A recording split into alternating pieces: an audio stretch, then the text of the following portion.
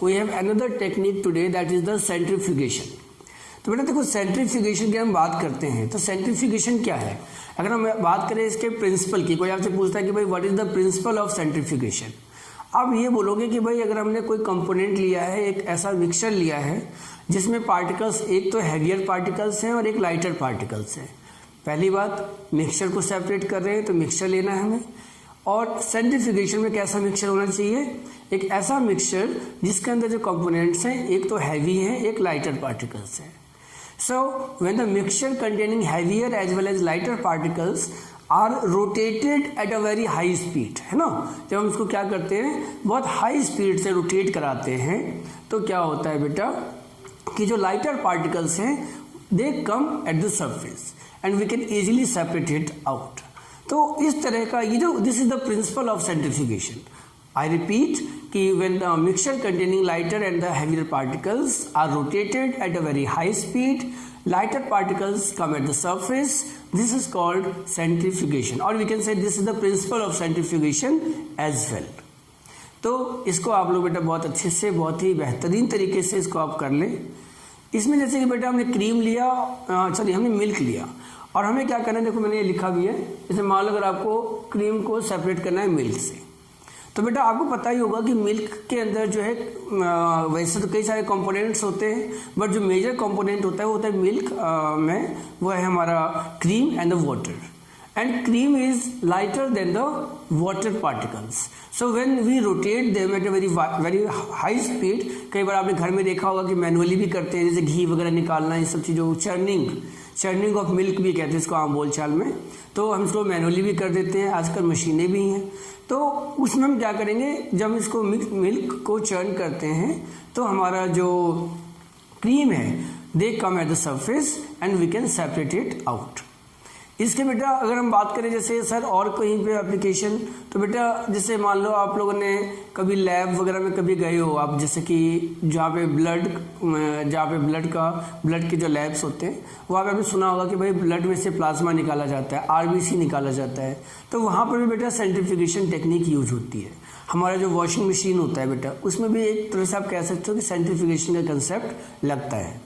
जो मिक्सी होते हैं जिसमें बेटा स्पाइसेस वगैरह, मसाले वगैरह हम लोग किचन में यूज़ करते हैं मिक्सी, तो वहाँ पर भी जो है बेटा सेंट्रीफ्यूगेशन का टेक्निक यूज होता है।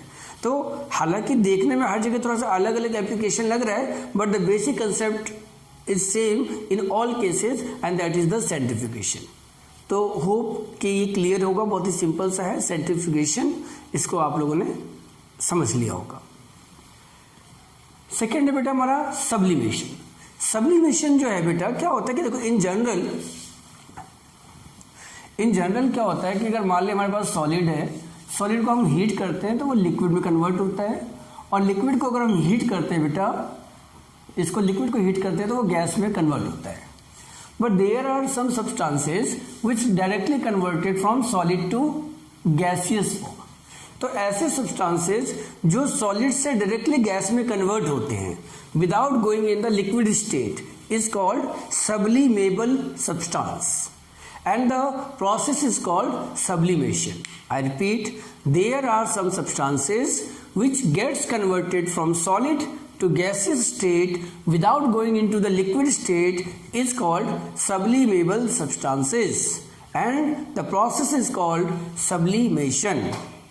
तो ये जो सब्लिमेशन के बेटा एग्जाम्पल अगर हम बात करें सब्लिमेबल सब्सटेंसेस की, तो हमने during the puja and aarti we use camphor, कपूर। तो कपूर को बेटा हम लोग क्या करते हैं, जलाते हैं, and after some time we see it disappears. कहाँ चला गया वो? एक्चुअली जब आपने इस कपूर को बर्न किया तो that kapur was initially was in solid state, and after burning itself it gets converted into gaseous state, तो डिसअपियर हो गया। हम लोग बेटा कई बार जो है अपने घरों में जो जब सर्दियों के कपड़े हम जब स्टोर करते हैं, या कुछ कपड़े ऐसे होते हैं जिसकी ज़रूरत हमें बहुत कम होती है, तो we store it in almirahs and like this. तो हम लोग कभी कभी उसमें एक वाइट कलर के ना मॉथ बॉल्स होते हैं, we also call them naphthalene balls. तो नेफ्थलीन बॉल्स भी हम डाल देते हैं। तो you put 1 or 2 or 4 naphthalene balls somewhere, and after few days you will see कि it disappears, only their fragrance can be felt. तो उसकी फ्रेगनेंस सिर्फ आप फील कर सकते हो। क्या हुआ, वो भी सॉलिड से गैस में कन्वर्ट हो गया। So there are various other examples as well. Ammonium chloride, उसका भी ऐसे ही होता है। आयोडीन सॉलिड से आयोडीन वेपर में कन्वर्ट होता है। तो these are the examples which comes in this category, that is the sublimable substance. तो सब्लिमेशन का यूज सर सेपरेशन में कैसे करेंगे बेटा? फॉर एग्जांपल हमें मिक्सचर हमें दिया गया अमोनियम क्लोराइड का और NaCl का। We have the mixture of ammonium chloride and sodium chloride and we need to separate it out. We know very well कि ammonium chloride is a sublimable substance whereas NaCl is not. So what can we do? हम क्या करते हैं बेटा, ammonium chloride के लिए जैसे हमारे पास एक कॉनिकल फ्लास्क है, हम यहाँ पर बेटा जो है दोनों का मिक्सचर ले लेते हैं, अमोनियम क्लोराइड का प्लस NaCl का। मैं इसको थोड़ा सा शॉर्ट में बता रहा हूँ बेटा। यहाँ पर हम लोग क्या करते हैं बेटा, मॉइस्ट कॉटन लगा देते हैं। क्या लगा देते हैं बेटा? मॉइस्ट कॉटन, गीला कॉटन लगा देते हैं और यहाँ पे हम लोग इसको हीट करते हैं। So when the heat the mixture containing ammonium chloride and NaCl, तो आपको पता है कि अमोनियम क्लोराइड जो है बेटा वो एक सब्लिमेबल सब्सटेंस है। वो क्या होगा, वेपर्स के फॉर्म में कन्वर्ट हो जाएंगे। ये जो है बेटा ध्यान रखना, ये ammonium vapours of ammonium chloride, ammonium chloride के वेपर्स में कन्वर्ट हो जाएंगे। फाइनली अब ये जो वेपर्स हैं, ये वेपर्स ऊपर जाएंगे बेटा। यहाँ पे क्या मॉइस्ट कॉटन है, it means it will cool these vapours, और जैसे ये वेपर्स कूल हो जाएंगे बेटा तो ये अमोनियम क्लोराइड के वेपर्स जो है फिर से वापस सॉलिड में कन्वर्ट हो जाएंगे। तो यहाँ पे पहले सॉलिड था, फिर vapours and again solidified ammonium chloride. तो इस तरीके से हमारा अमोनियम क्लोराइड ऊपर आ गया, नीचे NaCl रह गया and finally we can separate it out. तो इसको हम बोलते हैं बेटा सब्लिमेशन। तो सब्लिमेशन का यूज हम कर सकते हैं for separating sublimable substance from the non sublimable substance.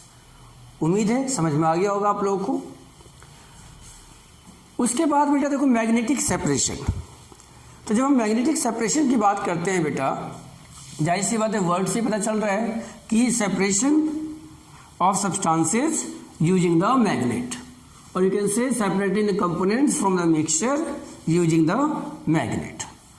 अब जाहिर सी बात है हम बात कर रहे हैं मैग्नेट की, तो जब हम बात कर रहे हैं मैग्नेटिक सेपरेशन की बेटा, तो अगर मान लीजिए मैंने एग्जांपल लिया आयरन प्लस सल्फर। आपको पता है कि आयरन जो है बेटा फिजिक्स में पढ़ा होगा, ये एक मैग्नेटिक सब्सटेंस है। Iron is magnetic substance. Magnetic substance means कि if a magnet comes close to the iron it will gets attracted by the magnet. यही तो होता है मैग्नेटिक सब्सटेंस। एंड सल्फर ऐसा नहीं है। तो मान लीजिए अगर हमारे पास एक मिक्सचर है ना, हमारे पास एक मिक्सचर है बेटा जिसमें कि मैग्नेट भी है और मान लीजिए स्मॉल डॉट्स जो हैं बेटा सल्फर है और जो बिग डॉट्स हैं ये हमारा आयरन है। तो अगर हम इसके आसपास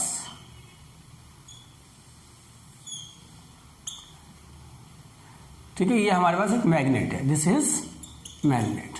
तो जैसे हम इस मैग्नेट को लाएंगे तो क्या होगा बेटा, जो भी ये आयरन पार्टिकल्स हैं वो यहां से हटके यहां आ जाएंगे और सल्फर जो है नीचे रह जाएगा। तो इस तरीके से हम लोग आयरन को सल्फर से सेपरेट कर सकते हैं using the magnetic separation. Hope it is also clear.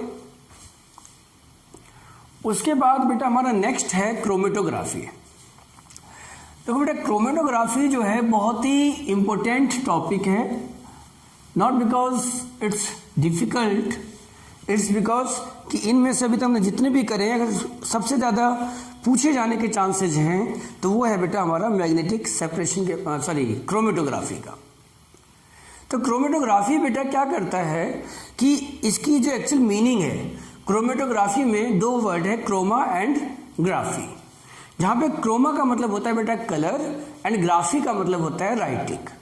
तो बेसिकली इसका मीनिंग ये लगा सकते हैं हम लोग कि सेपरेटिंग पिगमेंट्स और सेपरेटिंग कलर्स। और इनफैक्ट इसका सबसे फर्स्ट टाइम जो यूज हुआ था बेटा वो प्लांट्स के अंदर से पिगमेंट्स को सेपरेट करने के लिए यूज किया गया था। तो क्रोमेटोग्राफी का आजकल डे टू डे लाइफ में तो बहुत सारे वर्सेटाइल यूजेस आ चुके हैं, लेकिन पहली बार इसको क्या करा गया था, प्लांट्स के अंदर जो है कंपोनेंट्स को, पिगमेंट्स को सेपरेट करने के लिए हम लोगों ने यूज किया था क्रोमेटोग्राफी का। बहुत ही सिंपल सा, बहुत ही आसान सा मेथड है ये, it's not very difficult.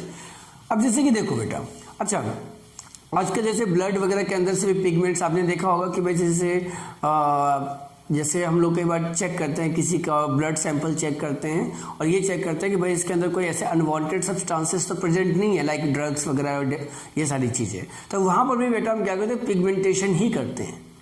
Actually colour का जहाँ कहीं भी कंसेप्ट आता है बेटा, तो वहाँ पर हम लोग जो है क्रोमेटोग्राफी का काफ़ी ज़्यादा यूज करते हैं। बहुत सिंपल सा है, देखिए क्या होता है, फिर मैं इसके बारे में बताऊँगा कंसेप्ट भी क्या है। देखो बेटा, क्रोमेटोग्राफी की कई बार ना जो है बच्चे कहते हैं सर ये तो समझ गए हम कि क्रोमेटोग्राफी क्या होता है, लेकिन इसकी डेफिनेशन क्या है। तो मैंने ना ये चीज़ इसलिए लिख दी है यहाँ पर कि कई बार क्या होता है, बोलते टाइम बच्चे नोट कर पाए ना कर पाए। Separation of different components of a mixture based upon their different solubilities in the same solvent is known as chromatography. मतलब हमें सॉल्वेंट सेम लेना है और जो मिक्सचर हमने लिया है उसके अंदर जितने भी कंपोनेंट्स है बेटा, उन कंपोनेंट्स की उस सॉल्वेंट के अंदर सॉल्युबिलिटी जाहिर सी बात है अलग अलग होगी। मान लीजिए कोई सॉल्वेंट हमारे पास कुछ भी है और उसके अंदर हमने कोई मिक्सचर यूज किया जिसमें A, B, C 3 कंपोनेंट है, तो जाहिर सी बात है ना बेटा, तीनों अगर अलग अलग कंपोनेंट है तो उसकी सॉल्युबिलिटी सेम तो हो नहीं सकती है। तो उनकी सॉल्युबिलिटी के ऊपर बेसिस पे हम लोग जब उसका सेपरेशन करते हैं बेटा, तो हम इसको क्या बोलते हैं, क्रोमेटोग्राफी बोलते हैं। तो इसको मैं एक्सप्लेन करूंगा using by taking the example of separation of ink. तो इंक के अंदर बेटा जैसे कि हमने कोई भी एक कलर का इंक ले लिया, उसके अंदर भी कई तरह के पिगमेंट्स होते हैं। तो जैसे रेड, ब्लू, ग्रीन है ना, तो हमें सपोज हमने एक ऐसा मिक्सचर ले लिया हमने इंक का जिसमें 3 अलग अलग कलर के पिगमेंट्स प्रेजेंट है और मुझे उन्हें सेपरेट करना है। तो इसका प्रोसेस क्या है बेटा, प्रोसीजर क्या है वो देखिए। हम बेटा एक फिल्टर पेपर लेते हैं। सबसे पहले एक फिल्टर पेपर लेते हैं और अराउंड 2 सेंटीमीटर ऊपर या 5 सेंटीमीटर ऊपर जो है यहाँ पर एक लाइन खींच लेते हैं और जो हमारे पास इंक का मिक्सचर है उस इंक को किसी भी पॉइंटेड लाइक ग्लास रॉड से ले करके यहाँ पे उसका जो है हम लोग ड्रॉपलेट डाल देते हैं। ये हमारा बेटा क्या है, फिल्टर पेपर है।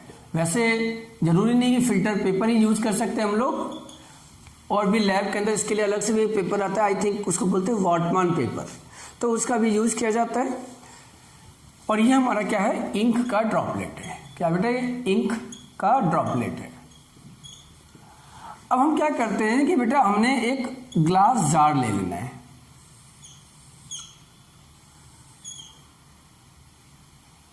हमने एक ग्लास जार ले लेना है जिसके अंदर बेटा हम लोगों ने क्या करा,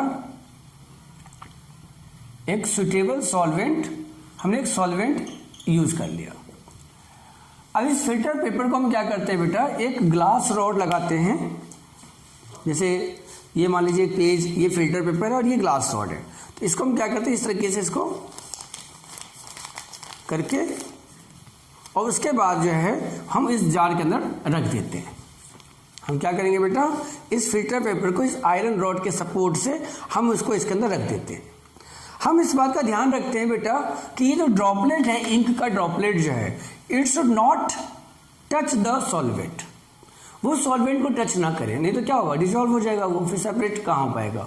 वो तो वाटर सॉल्वेंट है तो यानी वो किसी भी चीज़ को डिजॉल्व कर लेगा अपने आप में, तो वो डिजॉल्व नहीं हो पाएगा। इसलिए हमें जो है इसको इस तरह से अरेंज करना है कि वो ड्रॉपलेट जो है वो इसमें डिजॉल्व ना हो।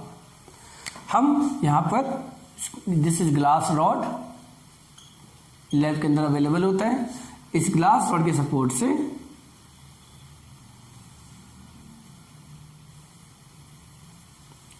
इसको हम यहाँ पे ऐसे रख देते हैं एंड हम इसको कुछ देर के लिए, लगभग 10-15 मिनट के लिए, 20 मिनट के लिए, आधे घंटे के लिए हम इसको छोड़ देते हैं। आफ्टर सम टाइम आप देखोगे बेटा कि तीनों के तीनों जो कंपोनेंट्स हैं लाइक ए बी सी, ये तीनों के तीनों कंपोनेंट्स जो है बेटा अलग हो गए।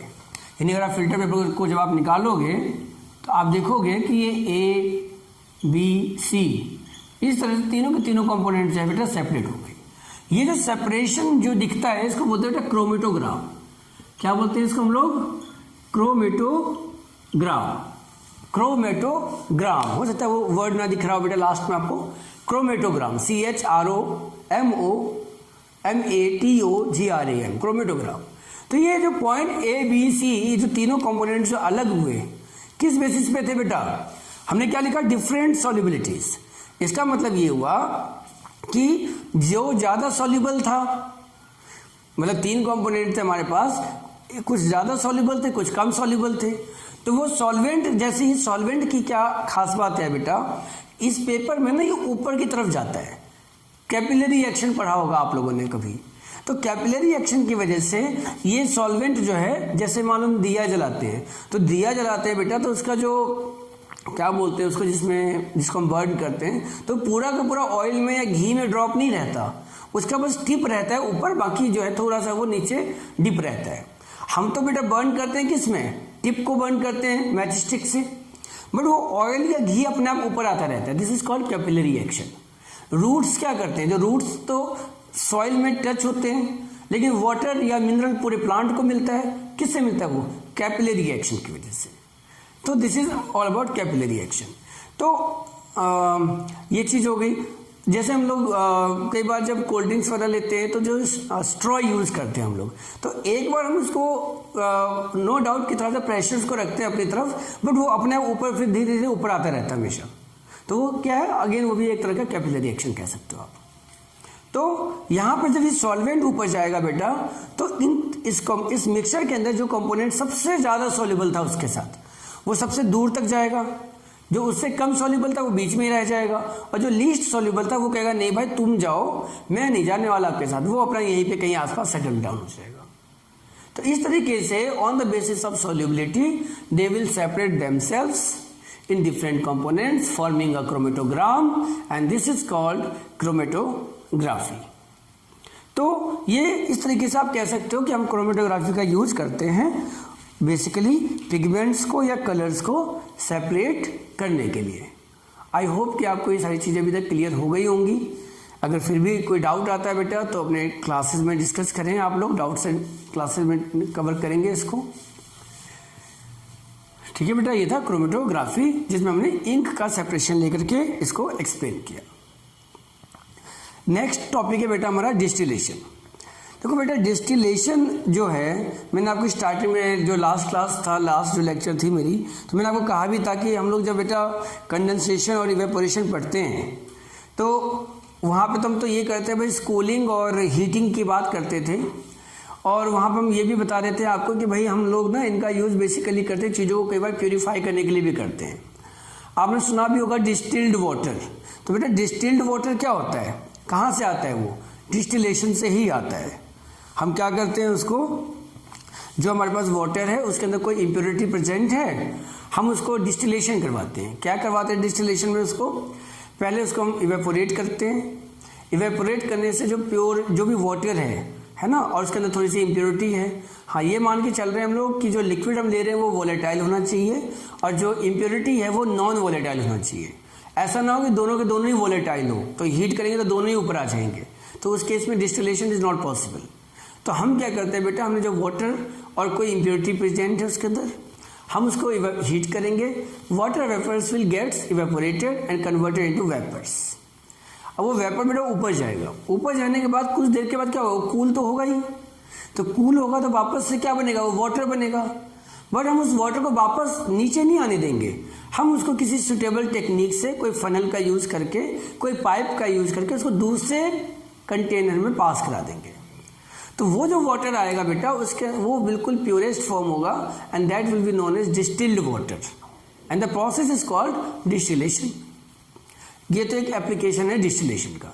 बट कई बार जो है हम ज़्यादा उसका ना डिस्कस करके हम लोग डिस्टिलेशन का मेनली यूज करते हैं फॉर सेपरेटिंग इमिसिबल लिक्विड्स या मिसिबल लिक्विड्स, कोई सा भी हो उससे फ़र्क नहीं पड़ता।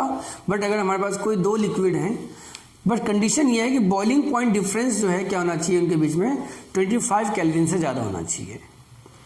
We have taken two component, two liquids and the boiling point difference is more than 25 kelvin. तो उस केस में हम लोग क्या करेंगे बेटा, डिस्टिलेशन का यूज करेंगे।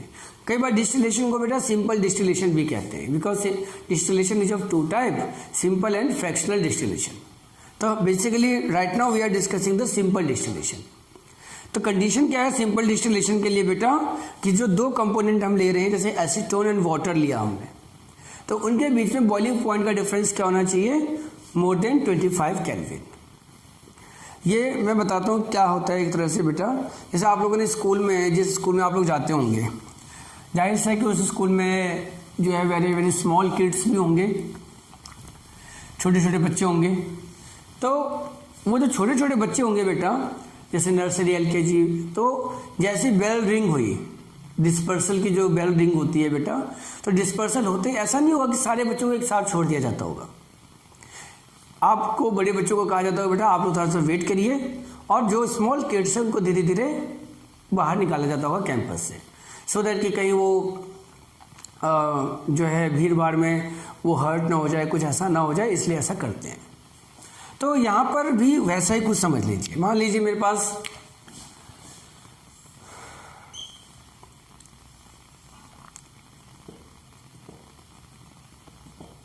हम यहाँ पे बेटा एसीटोन प्लस वाटर लेंगे, और उसके बाद एसीटोन एंड वाटर को हम लोग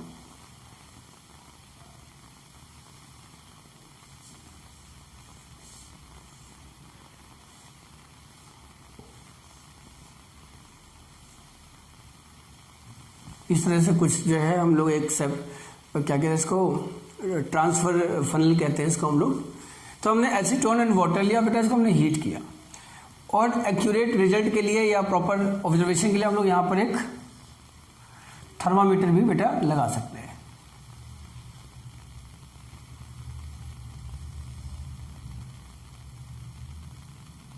ठीक है बेटा, हम लोग यहाँ पर क्या करेंगे, एक थर्मामीटर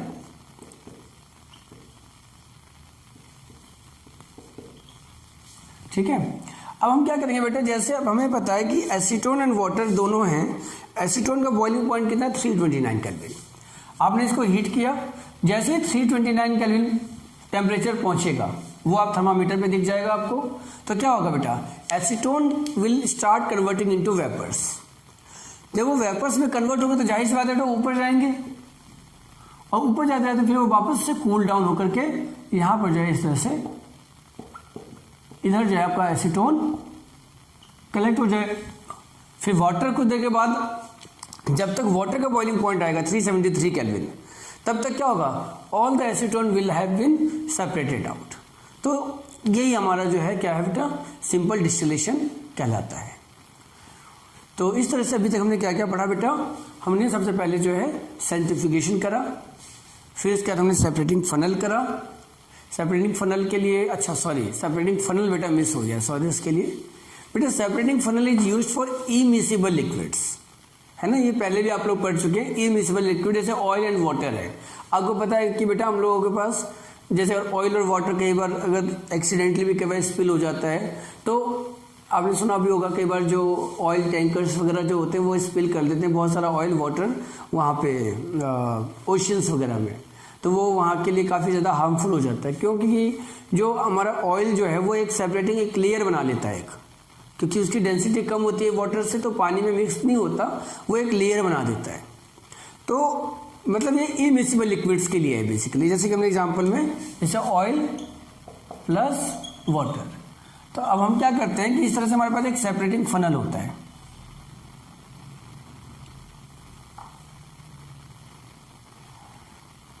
थोड़ा सा बेटा मैं रफली बना दे रहा हूँ।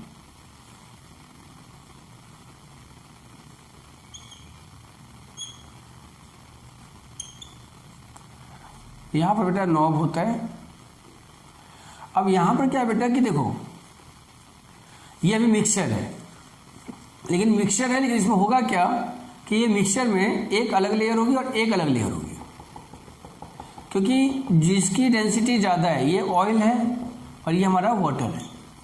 तो वाटर एंड ऑयल क्या करेंगे, सेपरेट लेयर बना लेंगे। अब यहाँ से हम नॉब से ओपन कर देंगे और नॉब से ओपन करने के बाद धीरे धीरे जो है धीरे धीरे सारा का सारा वाटर इसमें कलेक्ट कर लेंगे हम लोग। और फिर जैसे ही ये सारा का सारा वाटर यहाँ पे खत्म हो जाएगा तो हम इस नॉब को फिर क्लोज कर देंगे।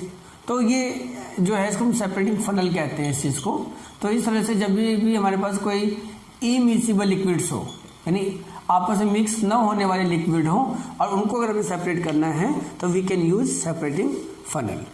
तो इस तरह से बेटा हमने सेंट्रीफ्यूगेशन पढ़ा, देन सेपरेटिंग फनल, फिर सब्लिमेशन करा हमने, फिर मैग्नेटिक सेपरेशन करा आयरन और सल्फर का एग्जाम्पल लेकर के। आप कोई भी और एग्जाम्पल आप ले सकते हैं।